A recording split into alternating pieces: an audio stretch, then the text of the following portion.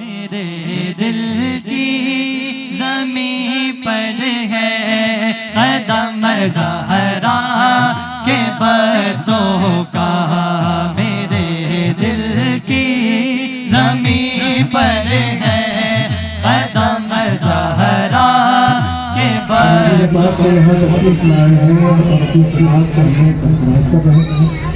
हज़रत ने बात हमको सलात में फरमाया कि जब हुजूर पाक की तशरीफ़ आवरी हुई तो हुजूर पाक का तशरीफ़ लाना सारी कायनात के सुरूर का मज़हर बन गया।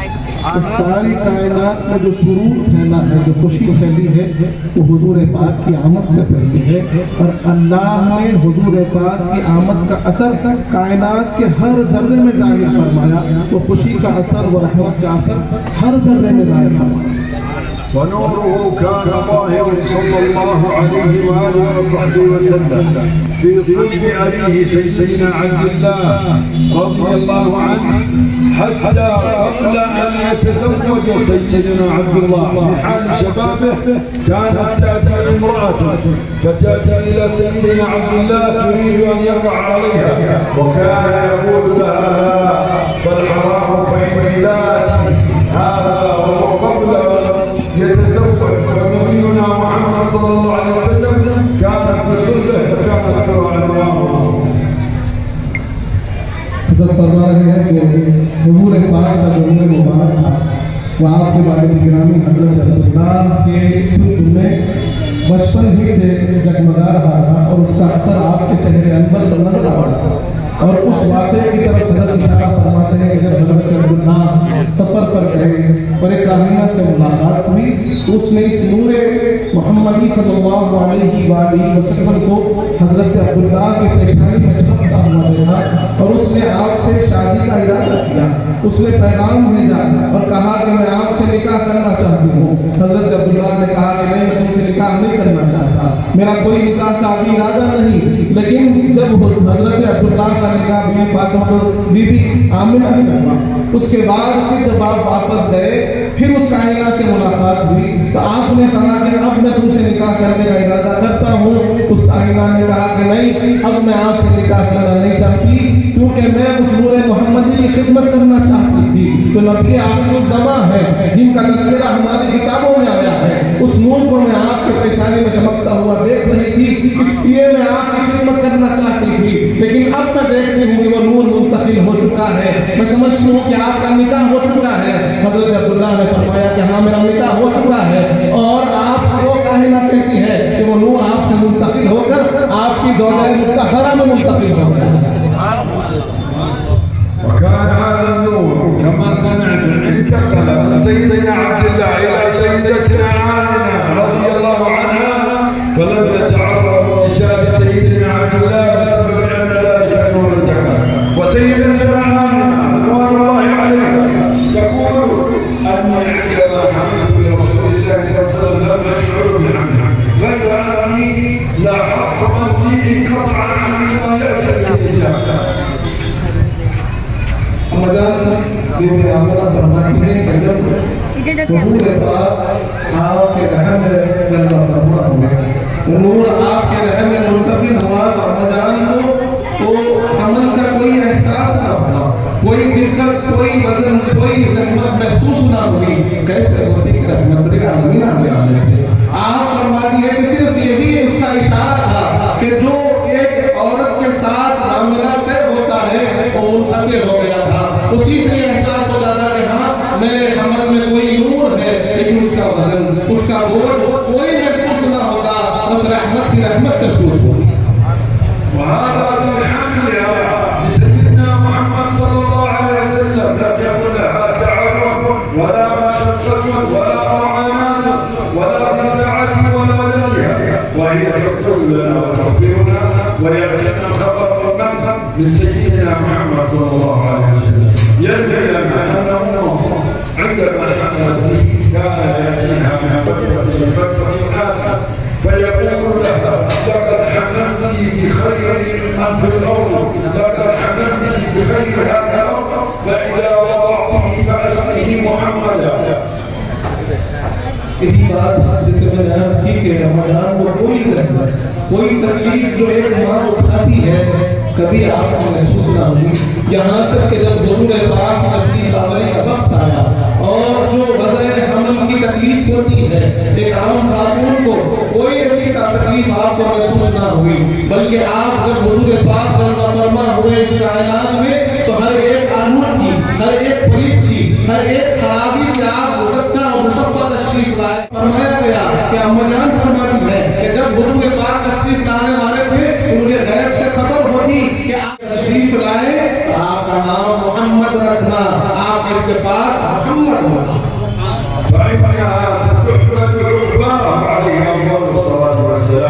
سيدنا محمد صلى الله عليه وسلم كانت ساعة ولادته الشريفة التي نحن نفرح بها ونستسلم إلى الفرح إليها وندعو إلى الفرح بها لأنها باب نصر وباب فرج وباب خير. النبي صلى الله عليه وسلم ساعة ولادته الشريفة خرج النبي صلى الله عليه وسلم وولد ونزل ساجدا لمولاه رافعا ربه إلى السماء. यही बात आप फरमा रहे हैं कि जब हुजूर पाक तशरीफ लाए तो हम उस घड़ी को याद करते हैं, हमारा यहाँ जमा होना उसी घड़ी को याद करने के लिए है, क्योंकि ये घड़ी सारे आम करने वाली घड़ी है, सारी खुशियाँ उसी घड़ी से आम हुई है, फर्ह आता है, सुरूर आता है, मसरत आती है तो हुजूर पाक के सदक़े में आती है। और जब हुजूर पाक तशरीफ लाए तो जैसे मैंने अर्ज किया कि हर एक आलूदगी से पाक तशरीफ लाए हैं, हर एक गंदगी से पाक तशरीफ लाए हैं। लाते ही हुजूर पाक अल्लाह के सामने सजदारेज़ होते हैं, अल्लाह की बात का तशरीफ बयान करते हैं कि हुजूर पाक की आमद की कहते हैं। ويأتي بشارات وتأتي إرهاصات ما كانت إلا لسيدنا محمد صلى الله عليه وسلم. هل ولد مولود منذ أن نزل سيدنا آدم أبو البشر منذ أن نزل إلى هذه الأرض؟ هل ولد مولود سمعنا بمولود ولد ساجدا غير سيدنا محمد صلى الله عليه وسلم؟ هل ولد مولود منذ أن بعث سيدنا آدم أنزل إلى هذه الأرض ووجد أبو البشر وتنازل منه البشر؟ هل ولد مولود عند ساعته أسقط الله كل شيء يعبد من دونه غير سيدنا محمد صلى الله عليه وسلم؟ आप फरमाते हैं कि कोई ऐसा पैदा होने वाला है हजरत आदम से लेकर हुजूर पाक की विलादत तक कोई ऐसी मिसाल हमें मिलती है, कोई ऐसा नमूना हमारे सामने है कि एक शहजादे तशरीफ लाए हैं, बस विलादत है और विलादत के बाद देखते हैं तो अल्लाह के जिक्र में है। क्या वैसा पैदा होने वाला हमारे सामने कोई और मिलता है? तशरीफ लाए हैं अपने रब की इबादत में तशरीफ लाए हैं, तशरीफ लाए हैं रब के जिक्र में तशरीफ लाए हैं, तशरीफ लाए हैं अल्लाह के सजदे में तशरीफ लाए हैं। कायनात में ऐसी मिसाल है तो हुजूर पाक की जात है, हुजूर पाक की फजीलत में तने तन्हा है, ये मिसाल और कहीं हमको नहीं मिल पाती है। नारे रिसालत, आमदे मुस्तफा, आमदे मुस्तफा।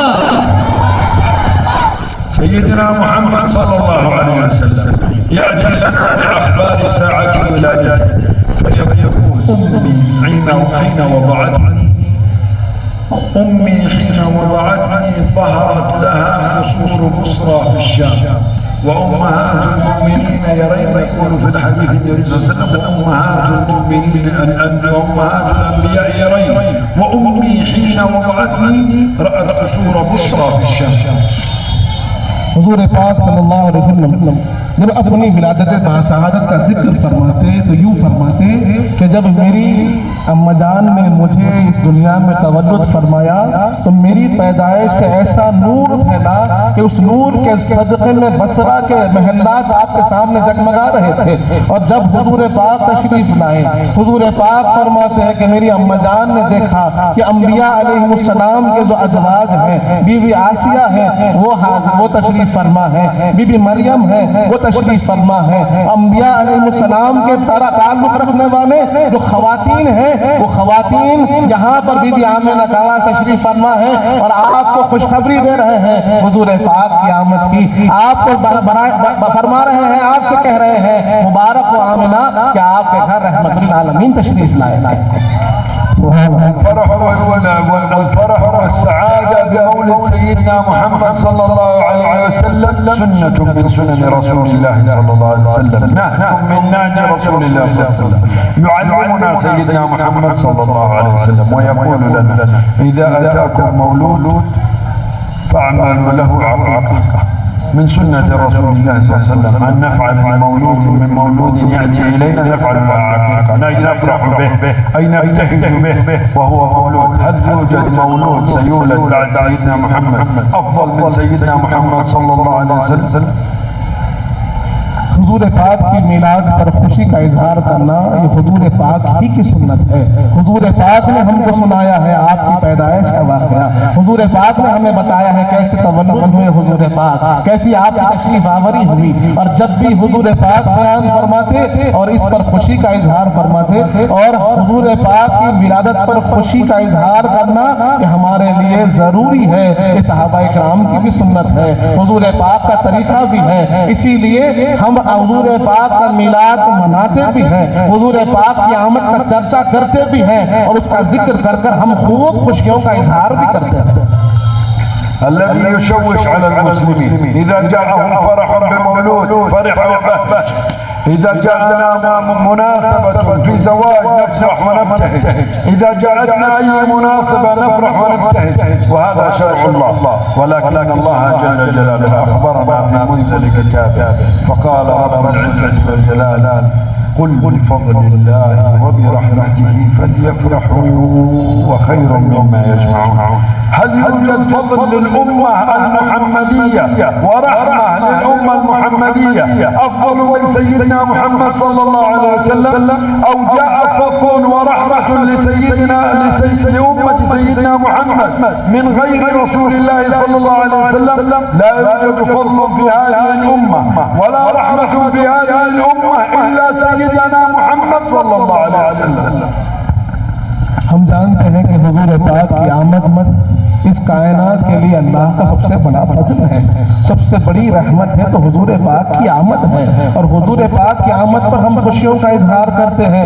यहाँ पर लोगों को शक होता है, तशवीश होती है, लेकिन लोग इस बात को गौर नहीं करते, इस बात को सोचते नहीं है कि आज उनके घर में छोटी छोटी खुशियाँ होती हैं, वो मनाते हैं। अल्लाह के छोटे छोटे फजल उनको हासिल होते हैं, वो मनाते हैं। अल्लाह की रहमत का असर उनके घरों में दाखिल होता है, उसका इजहार करते हैं, उसको मनाते हैं। लेकिन हम ये बात को तस्लीम नहीं करते, क्या इस बात को नहीं समझते कि अल्लाह का सबसे बड़ा फजल है तो हुजूर पाक की जात है, अल्लाह की सबसे बड़ी रहमत है तो हुजूर पाक की जात है। और सारे फजल सारी रहमतें हमें मिली है तो इसी रहमतुल आलमीन के सदक़े में मिली है। आज लोग छोटे छोटे फजल, छोटी छोटी रहमतें, छोटी छोटी नेमतें, छोटी छोटी खुशियां तो मनाते हैं, लेकिन जो सबसे बड़ा फजल है, सबसे बड़ी नेमत है, जिसके बारे में कुरान कह रहा है कुल बिफज़लिल्लाहि व बिरहमतिही फबिज़ालिका फलयफ़रहू हुवा खैरुम मिम्मा यजमाऊन। क्या इस पर उनको समझ में नहीं आता कि अल्लाह फरमा रहा है अल्लाह के फजल पर, अल्लाह की रहमत पर चाहिए कि तुम खुशियों का इजहार करो। यहाँ पर फजल से मुराद भी हुजूर की जात है, रहमत से मुराद भी हुजूर की जात है। الذي يقول لنا لا تفرحوا بسيدنا محمد صلى الله عليه وسلم ولا تعظموا سيدنا محمد صلى الله عليه وسلم، نقول له الله يقول في منزل كتابه أعوذ بالله من الشيطان الرجيم كنتم خير أمة أخرجت للناس. هل هذا خير أمة أخذناها من آبائنا، من أمهاتنا، من أنسابنا، من قبائلنا؟ من أين كنا خير أمة؟ ما كنا خير أمة إلا لأننا منسوبون لسيدنا محمد صلى الله عليه وسلم. الله يقول لنا نحن خير أمة، الله يعظمنا ويرفع من قدرنا إكراما لسيدنا محمد. يأتي العاقل يقول لا تفرح بمن كنت بسببه في خير، بمن كنت بسببه في سعادة، بمن كنت بسببه من خير أمة، كيف لا تفرح به؟ كيف لا تبتهج به؟ हमको लोग कहते हैं कि आप हुजूर की आमद पर खुशियों का इजहार क्यों करते हैं? क्या वजह है कि आप इतनी खुशियां मनाते हैं? क्या वजह है कि ये खुशियों का इजहार होता है? जबकि हम क्या अगर कुरान नहीं पढ़ते? अल्लाह रब्बुल इज्जत ने कुरान में फरमाया है कुंतुम खैरा उम्मतिन उखरिजत लिन्नास तअमुरू बिल मारूफ व तनहूना अनिल मुनकर व तु'मिनूना बिल्लाह। अल्लाह ने हमें खैर उम्मत कहकर फरमाया है। ये खैर कहाँ से मिला? ये खैर क्या हमारे अपने आप से है, या हमारे वालिदैन से मिला है, या हमारी औलाद से मिला है, या हमारे खानदान से मिला है, या हमारे आमाल से मिला है, या हमारे किस अमल से मिला है?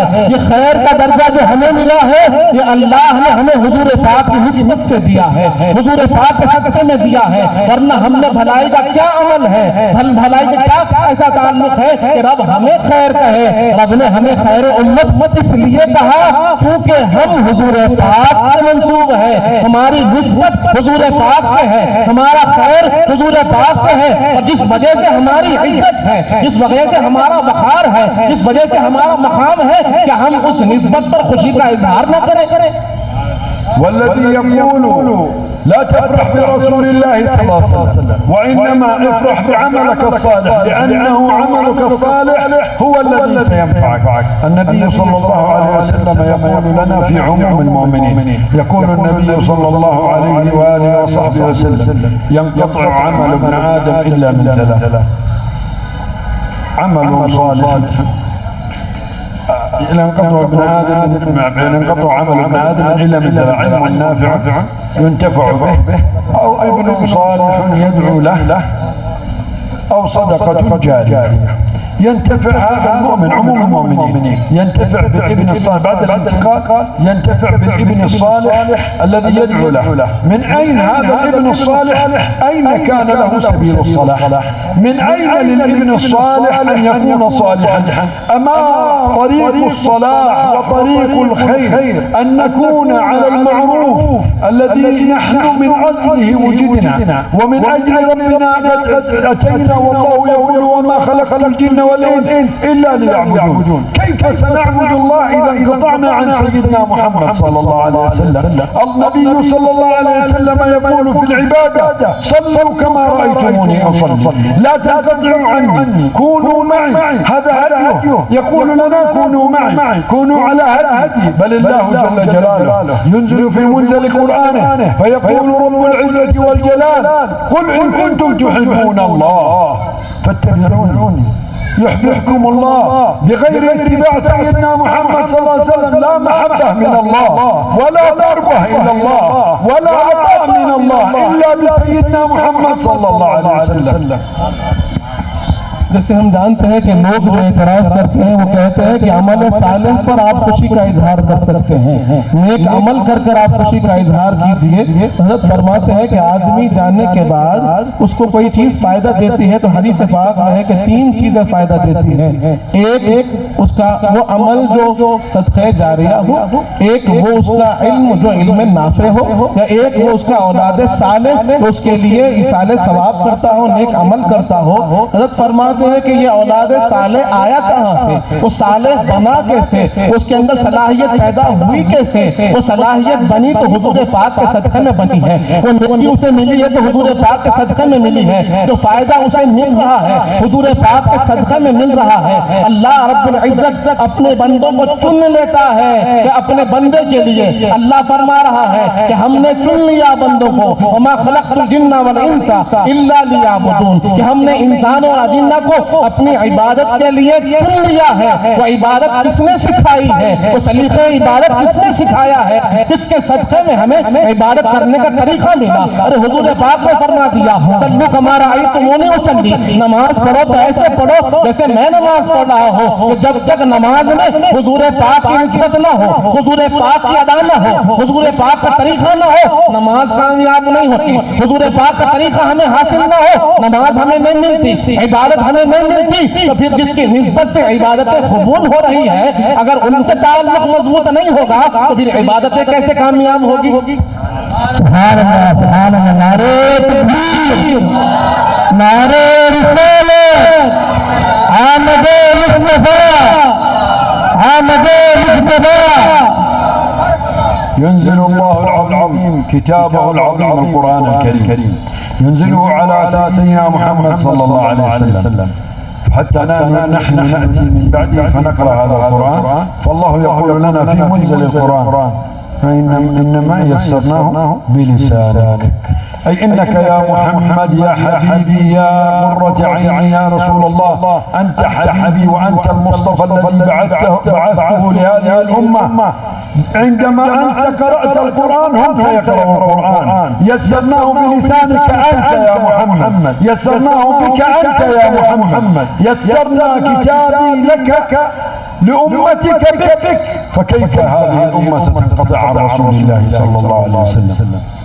हम जानते हैं कि अल्लाह रब्बुल इज़्ज़त ने कुरान मजीद को हुजूर पाक की तरफ नाज़िल फरमाया और हुजूर पाक के सदक़े में ही हमें कुरान मिला है। अल्लाह कुरान में फरमाता है कि हबीब हमने कुरान को आपकी ज़बान पर आसान फरमाया है। अब आपके ज़रिए से लोगों के लिए कुरान आसान फरमाया है। लोग जब आपकी ज़बान से सुनेंगे तो उनके लिए कुरान आसान होगा। लोग आपको सुनेंगे तो कुरान उनको समझ में आएगा। आप समझाएंगे तो वो कुरान को सीख पाएंगे। वरना कुरान की कैफियत तो रब यूं भी बयान फरमाता है कि अगर हम कुरान को अगर पहाड़ पर नाजिल कर देते तो कुरान की अज़मत को पहाड़ उठा ना पाता, जलाले कुरान को उठा ना पाता और रेजा रेजा पारा पारा हो जाता। ये तो हुजूर पाक का सदका है, हुजूर पाक का वसीला है, वो क़ल्ब मुस्तफ़ा है इसने कुरान को उठाया है और हुजूर पाक की ज़बान मुबारक है इसने कुरान को सुनाया है और कुरान को हुजूर पाक ने सुनाया तो हमने कुरान सुना है, कुरान को हुजूर पाक ने सिखाया तो हमने कुरान सीखा है। अल्लाह का कलाम हम तक पहुंचा है तो मुस्तफ़ा की ज़बान से पहुंचा है। الله لم يجعل لنا صلة به رب العزة والجلال إلا عن طريق سيدنا محمد. من الذي دلنا؟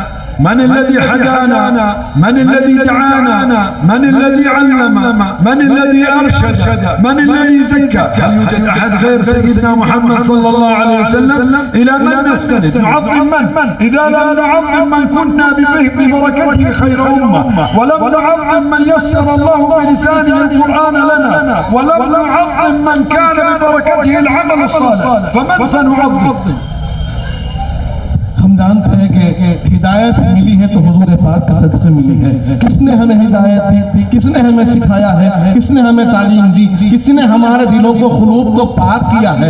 अल्लाह कुरान में फरमाता है लक़द मन्नल्लाहु अलल मुअमिनीना इज़ बअस फ़ीहिम रसूलन मिन अनफुसिहिम यतलू अलैहिम आयातिही व युज़क्कीहिम व युअल्लिमुहुमुल किताब वल हिकमा। ये कुरान मजीद हमको हुजूर ने सिखाया, हमें इल्म दिया, हुजूर पाक ने दिया, हमें साफ किया, हुजूर पाक ने किया, हमारे क़ुलूब को मुज़क्का मुसफ़्फ़ा किया, हुजूर पाक ने किया। अब अगर हुजूर पाक की ताज़ीम न करेंगे तो जिनके जरिए से हमने सीखा है क्या उनकी ताज़ीम नहीं करेंगे? अमल सालेह मिला हुजूर पाक के सदक़े, क्या उनकी ताज़ीम नहीं करेंगे? हमें नेकी मिली हुजूर पाक के सदक़े, क्या उनकी ताज़ीम नहीं करेंगे?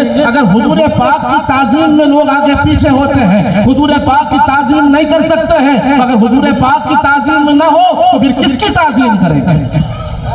لا نرى اعتراضات إلا إذا جاء مولد رسول الله صلى الله عليه وسلم. يا عاقل يا مؤمن يا مسلم، هذا رسول الله صلى الله عليه وسلم، هذا سيد البشر، هذا سيد الأنبياء، هذا الصفي.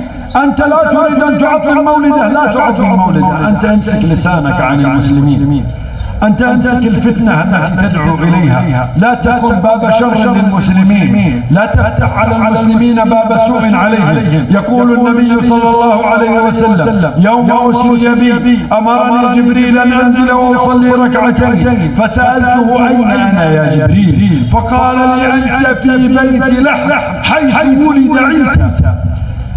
يأمر الله ملكا روح القدس يأمر حبيبه وصفيه أن ينزل ويتعبد الله في مكان ولد فيه نبي.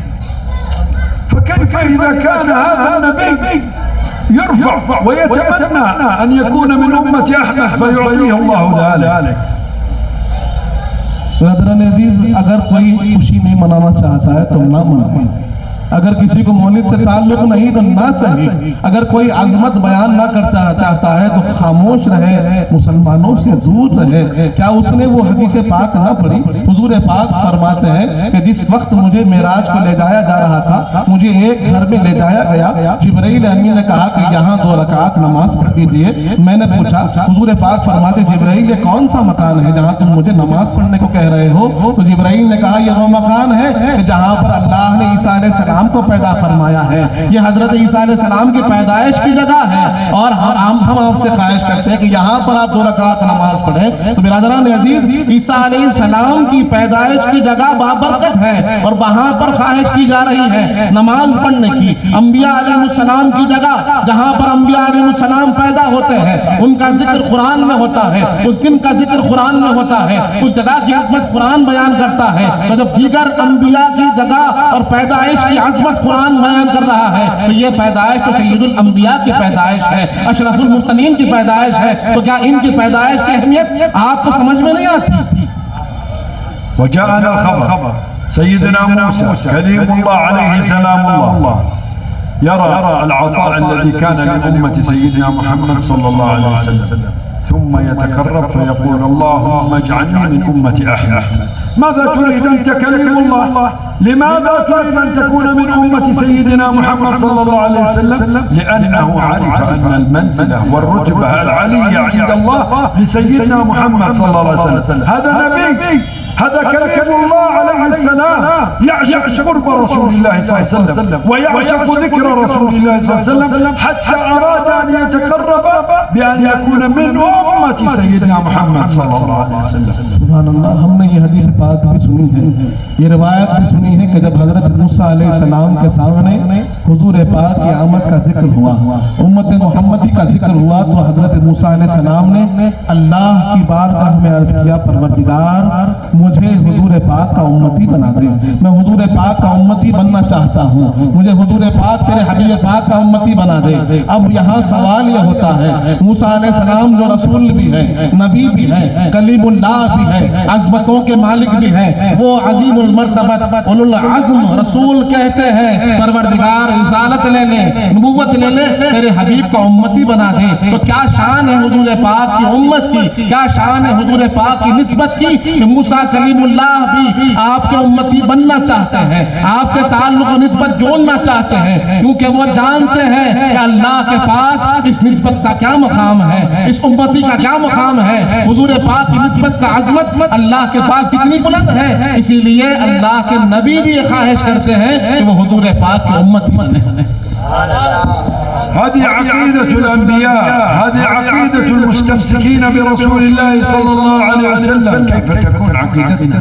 والله لا نحيد عن طريق رسول الله صلى الله عليه وسلم، ولا نبي ليس لنا سعادة لا في الدنيا ولا في الآخرة إلا بسيدنا محمد صلى الله عليه وسلم. يأتي الصحابة ويفرح بسيدنا محمد صلى الله عليه وسلم ويعظم سيدنا محمد صلى الله عليه وسلم. أمامه يأتون الصحابة ويتنازعون أمام رسول الله صلى الله عليه وسلم على إثر وضوئه، ولم يمنعهم النبي صلى الله عليه وسلم، لم يقل لهم لا لا لا تغلبوا، لا تغلبوا في فإنه ستأتي من بعد أمم قد تشرك بسببي. النبي علمنا العظمة. سيدنا خالد بن الوليد رضوان الله عليه يضع شعرات النبي صلى الله عليه وسلم في قنوصوة حربه ويحارب تبركا كقنوصوة رسول الله بشعرات في قنوصوته لرسول الله صلى الله عليه وسلم. ماذا يعلمنا سيدنا خالد بن الوليد؟ يعلمنا كيف نعظم ما كان متصلا برسول الله صلى الله عليه وسلم. ब्रदरान अजीज, हम जानते हैं कि सहाबा इकराम कैसे हुजूर पाक से मोहब्बत फरमाते, कैसे हुजूर पाक से आज़मत फरमाते, हुजूर पाक की ताज़ीम सहाबा इकराम कैसे करते थे। हमारे सामने रिवायत मौजूद है, सही बुखारी की वो हदीस हमारे सामने है। हज़रत उर्वा बिन मसूद रज़ी अल्लाह अन्हु रिवायत फरमाते हैं कि जब हुजूर पाक वुज़ू फरमाते थे तो आपके वुज़ू का बचा हुआ पानी सहाबा इकराम ज़मीन पर गिरने नहीं देते, अपने चेहरों पर मल लेते थे। कौन सिखाया ये आज़मत? ये किसने सिखाई है सहाबा इकराम को आज़मत? और हुजूर पाक के सामने ये अमल मुबारक हो रहा है। सहाबा इकराम हुजूर पाक के वुज़ू का बचा हुआ हुआ पानी अपने सरों पर मल रहे हैं और हुजूर पाक ने उन्हें रोका नहीं। हुजूर पाक ने ये नहीं कहा कि ये शिर्क है, ये गलत है। हुजूर पाक ने इस ताज़ीम को रोका नहीं, इस अदा को रोका नहीं। और सहाबा इकराम की ये अदा हमारे लिए सहाबा की सुन्नत बन गई है। क्या हजरत खालिद बिन वलीद रज़ी अल्लाह अन्हु का वाक़या हमारे सामने नहीं कि हजरत खालिद बिन वलीद रज़ी अल्लाह अन्हु अपनी गुलाह मुबारक में, अपने अमामे में हुजूर पाक के मुँह मुबारक रखा करते थे और जंग में जाया करते थे। और जब आपसे पूछा जाता कि ये क्या मामला है तो आप फरमाते कि सैफुल्लाह बना है तो इसी मुँह मुबारक के सदक़े में बना है। मैं एक एक बदीस जीतता हूँ, एक एक जंग में आगे बढ़ता हूँ, हर जंग में कामयाबी मुझे मिलती है तो हुजूर पाक के इस मुँह मुबारक के सदक़े में मिलती है। ये ताज़ीम किसने सिखाई है, ये ताज़ीम का अंदाज किसका है? सहाबा इकराम ने हमें हुजूर पाक की अज़मत और ताज़ीम सिखाई है। नारे तकबीर, नारे रिसालत, आमदे मुस्तफा,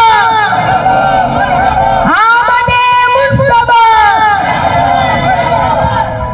النبي صلى الله عليه وسلم يأتي يوم حجة الوداع ويجلس بين يدي حالق شعره وينظر إليه النبي صلى الله عليه وسلم ويقول له نصف شعري لك والنصف الآخر وزعه بين أصحابه. يا رسول الله أنت المعلم، أنت المزكي، هل ستعلم أمتك شيئا يكون فيه شرك؟ النبي صلى الله عليه وسلم عندما عرف أن العظمة بالصلة به حتى شعره وزعه بين أصحابه لأن يكونوا على تبرك به صلى الله عليه وسلم.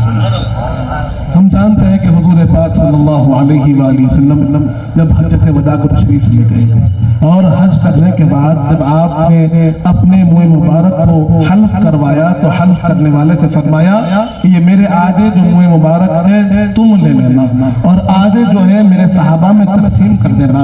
और सहाबा इकराम हम इस बात को भी जानते हैं कि सहाबा इकराम हुजूर पाक जब भी हल्फ फरमाते और आपके अतराफ सहाबा इकराम घूमते रहते और आपके मुँह मुबारक को अपने हाथों में ले लेते, अपने आंखों से चूम लेते और उसकी ताज़ीम करते। क्या हुजूर पाक ऐसा अमल सिखा रहे थे जो इस्लाम से खिलाफ है, इस्लाम से दूर है? हुजूर पाक का हर अमल सुन्नत होता है, हुजूर पाक की तालीम हमारे लिए हिदायत होती है और हुजूर पाक ने सिखाया है कि हुजूर पाक के तबरुक है वो बाबरकत होते हैं। वो हदीस पाक भी हमारे सामने है कि जहाँ पर सहाबा इकराम हुजूर पाक के मुँह मुबारक से बरकत हासिल किया करते थे। ويأتون بالحجج فيقولون ما فعل ذلك أبو بكر وعمر حتى لا يقولون سيدنا رضي الله عنه ما فعل ذلك أبو بكر وعمر. سيدنا أبو بكر الصديق أول من خاطب سيدنا محمد صلى الله عليه وسلم بعد انتقاله. سيدنا أبو بكر الصديق بعد انتقال رسول الله صلى الله عليه وسلم وقف على رسول الله صلى الله عليه وسلم فقال ما أطيبك يا رسول الله حيا وميتا. لو كان الخطاب لغير سيدنا محمد صلى الله عليه وسلم فسيدنا أبو بكر من العرب ومن العرب الفصحاء لكان قال ما أطيب رسول الله ولكنه قال ما أطيبك يا رسول الله حيا وميتا. أول من خاطب سيدنا محمد صلى الله عليه وسلم بعد انتقاله. जैसे हम जानते हैं कि एक और एतराज़ होता है कि हमें या रसूल अल्लाह नहीं कहना चाहिए, या रसूल अल्लाह कहना ये सही नहीं है। तब हम देखते हैं कि जब हुजूर पाक का विसाल हुआ सबसे पहले कोई या रसूल अल्लाह कहने वाले हैं तो हजरत अबू बकर सिद्दीक है। हजरत अबू बकर सिद्दीक वहाँ हुजूर पाक के पास तशरीफ हाजिर हुए, खड़े हुए और अर्ज किया या रसूल अल्लाह हमें सबसे ज्यादा बेहतर, सबसे ज्यादा पाकीज़ा, सबसे ज्यादा तय्यब कोई जात है, चाहे वो जाहिरन बाहयात हो, जाहिरन हमारे सामने विसाल कर गई हो, आपकी जात है। आपसे बेहतर या रसूल अल्लाह कोई नहीं है, आपसे बेहतर या रसूल अल्लाह न कोई हुआ है न होगा।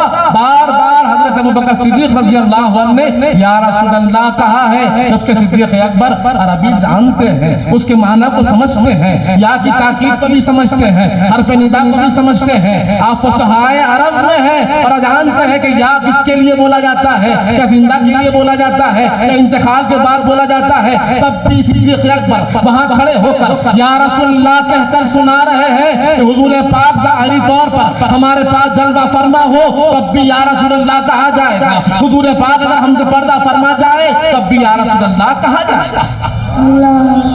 وسيدنا عمر بن الخطاب رضي الله عنه يقول الذي يقول لا يفرح، سيدنا عمر ما فرح بالمولد، سيدنا عمر تمنى أن يقبر بجوار رسول الله صلى الله عليه وسلم.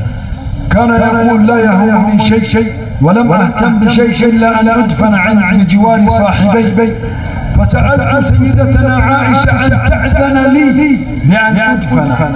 ما عمل سيدنا محمد صلى الله عليه وسلم مقامه واحد ومنزلته واحدة، هو سيد المرسلين، هو خاتم النبيين، هو الذي بعثه الله رحمة للعالمين. لا يمكن أن نقول شيئا في حقه ينقص من قدره الشريف، لأنه أفضل مخلوق على الإطلاق على هذه الأرض.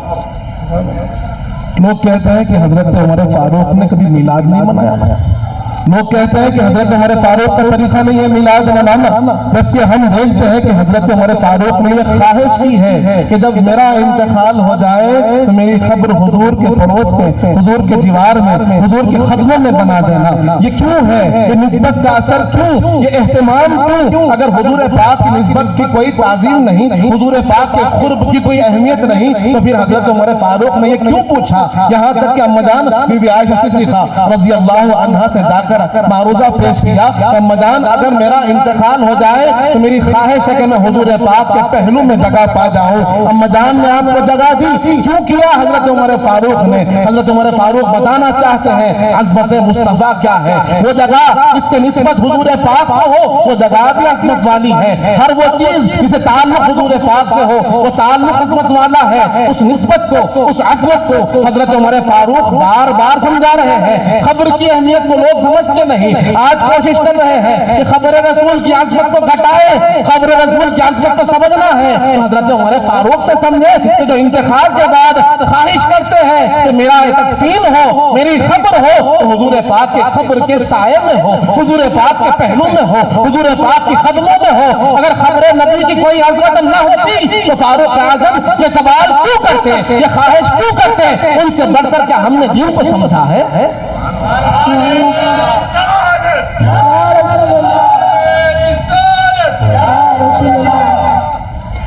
هذه العظمة تعلمناها من الملائكة، تعلمناها من الأنبياء، تعلمناها من أصحاب رسول الله صلى الله عليه وسلم. هذه عقيدتنا، عقيدتنا عقيدة آل بيت رسول الله صلى الله عليه وسلم، وعقيدتنا عقيدة أصحاب رسول الله صلى الله عليه وسلم. هم علمونا نفرح بسيدنا محمد، وعلمونا نفرح بأثر سيدنا محمد صلى الله عليه وسلم. تأتي سيدتنا فاطمة الزهراء أول من تبرك بقبر رسول الله صلى الله عليه وسلم، فتأخذ من قبر رسول الله صلى الله عليه وسلم حفنة من التراب فتضعها على وجهها الشريف وتقول ماذا على من شم تربة أحمد ألا يشم مدى الزمان غواليا.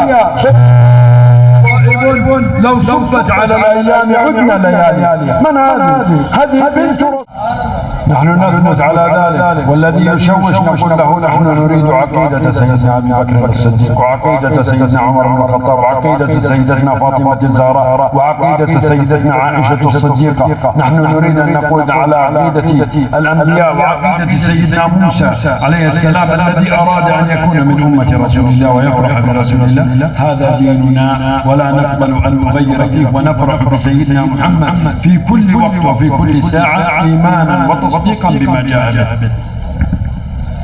और अगर कोई कुछ कहता है तो कहने दो, अगर किसी का कोई ख्याल है तो रहने दो।